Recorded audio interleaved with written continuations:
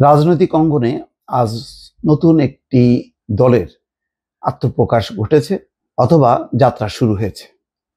স্বাভাবিকভাবেই আমাদের দেশের রাজনৈতিক দলগুলোর ইতিহাস, বিশেষ করে নতুন রাজনৈতিক দলের ইতিহাস খুব একটা ভালো না। যেমন আওয়ামী লীগ আমলে যেসব দলের উদ্ভব ঘটেছে এবং সরকারের নিবন্ধন পেয়েছে, সেগুলো কিংস পার্টি হিসেবে পরিচিতি পেয়েছে। কিন্তু পরিবর্তিত রাজনৈতিক প্রেক্ষাপটে এবার যেই নতুন রাজনৈতিক দল, যার নাম দেওয়া হয়েছে জাতীয় নাগরিক পার্টি, ইংরেজির সংক্ষেপ নাম হচ্ছে এনসিপি, তার আত্মপ্রকাশ নিঃসন্দেহে অন্যরকম। এটা কিংস পার্টি বলা যাবে না। এবং বাংলাদেশের ইতিহাসে তরুণরা একটা রাজনৈতিক দল করে এবং তারাই নেতৃত্বে থাকে, এটি একেবারেই ব্যতিক্রমী ঘটনা। এর আগে নুরুল হক নূর করেছিলেন, কিন্তু তার মাথার উপরে রেজা কিবরিয়া ছিল। পরে অবশ্য নুরুল হক নূর নিজেই নেতা হয়েছেন।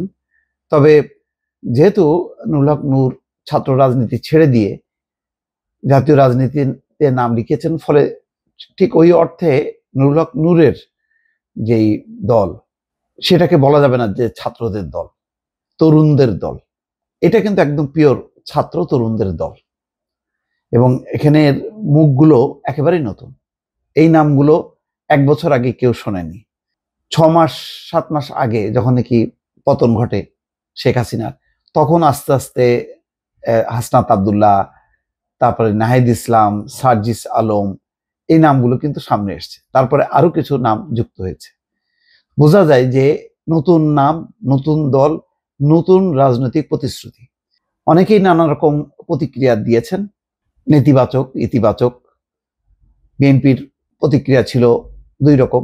একটা, তারা নতুন দলকে স্বাগত জানায়, আবার বলেছে যে সরকারের কোলে বসে কোনো দল গড়া এটা উচিত না এবং এটা মেনে নেওয়া হবে না। তো 2 রকম প্রতিক্রিয়া আছে। সরকারের উপদেষ্টা, প্রধান উপদেষ্টা, তিনি যথেষ্ট পরিমাণ নাহিদ ইসলামকে যেভাবে বিদায় দিয়েছেন, তাতে তার একটা আশীর্বাদ, তার একটা স্নেহ ভালোবাসা প্রকাশ পেয়েছে। এমনকি ডক্টর আসিফ নজরুল, গুরুত্বপূর্ণ একজন উপদেষ্টা, আইন উপদেষ্টা, তিনি এই দলের শুভকামনা জানিয়েছেন এবং তার জন্য এটা অন্যরকম। এই কারণে এই নেতাদের অধিকাংশই তার বিশ্ববিদ্যালয়, ঢাকা বিশ্ববিদ্যালয়, এবং অনেককেই চেনেন। অনেকেই বিভিন্ন সময়ে তার সঙ্গে যোগাযোগ করেছে, তাদেরকে তিনি স্নেহ করেছেন, ধমকও দিয়েছেন। তো আবার তাদেরকে নিয়ে তিনি এই আন্দোলন, তারপর সরকারও করেছেন। সুতরাং একটা ভিন্ন মাত্রার প্রতিক্রিয়া তিনি তার ভেরিফাইড ফেসবুকে দিয়েছেন।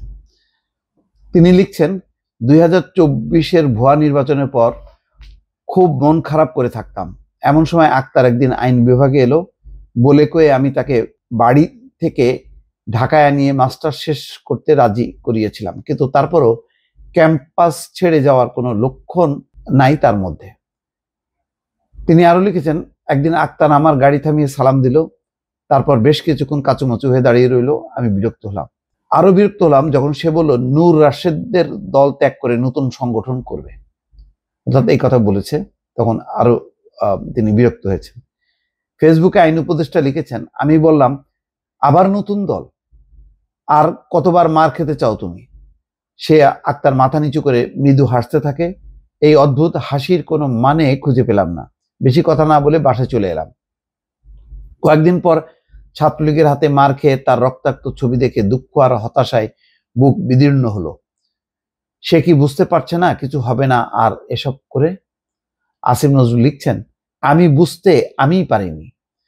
নতুন সংগঠন করার কয়েক মাসের মাথায় তারা এক অসম্ভবকে সম্ভব করল। প্রবল প্রতাপশালী আর নির্মম ফ্যাসিস্ট শেখ হাসিনার পতন ঘটল। আক্তারের সংগঠনের নাহিদ হয়ে উঠল এই গণঅভ্যুত্থানের প্রধান নেতা। উত্তাল জুলাই আমার এবং আমার মতো লক্ষ মানুষের নেতা। তারপর নাহিদের সঙ্গে কাজ করলাম নতুন সরকারে। কতবার যে সে আমাকে বিস্মিত করলো তার যোগ্যতা, বাক সংযম, ব্যক্তিত্ব আর অকল্পনীয় ম্যাচুরিটি দিয়ে। সামাজিক যোগাযোগ মাধ্যমে আইন উপদেষ্টা আরো লিখেছেন, নাহিদ থাকে আমার পাশের বাসায়। সে সরকার থেকে পদত্যাগ করার দিন গভীর রাতে তার বাসায় তার বাসার সবুজ লনের দিকে তাকিয়ে থাকলাম অনেকক্ষণ। মায়া বড় বিচিত্র বিষয়। আসিফ নজরুল লিখছেন, আজ নাহিদ আর আক্তার শুরু করেছে নতুন যাত্রা।